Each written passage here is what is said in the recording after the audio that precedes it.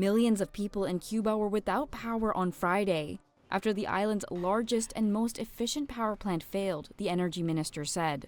Earlier in the day, the government had shut down schools and non-essential industry and sent most state workers home in a bid to keep the lights on. President Miguel Diaz-Canel said on X that, quote, there will be no rest until power is restored. Grid officials said they did not know how long it would take. The outage comes as residents are already struggling with shortages of food, fuel, water, and medicine. This resident says the situation looks bleak. Muy fuerte, muy fuerte. It's too hard. Too hard. This is in decline, and there are more and more blackouts. This is on the verge of total collapse.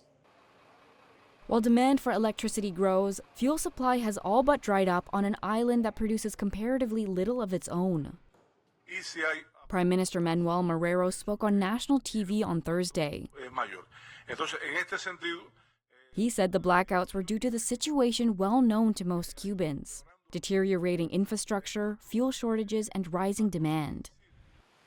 Dangerous weather conditions that began with Hurricane Milton last week crippled the country's ability to deliver fuel to power plants from boats offshore, officials said. The government has also long blamed the U.S. Cold War-era embargo and sanctions under former President Donald Trump for difficulties in acquiring fuel and spare parts to operate its oil-fired plants. Cuba's largest oil supplier, Venezuela, has also reduced shipments in the first 9 months of the year, according to vessel monitoring data and internal shipping documents. Russia and Mexico have also greatly reduced fuel shipments to the island.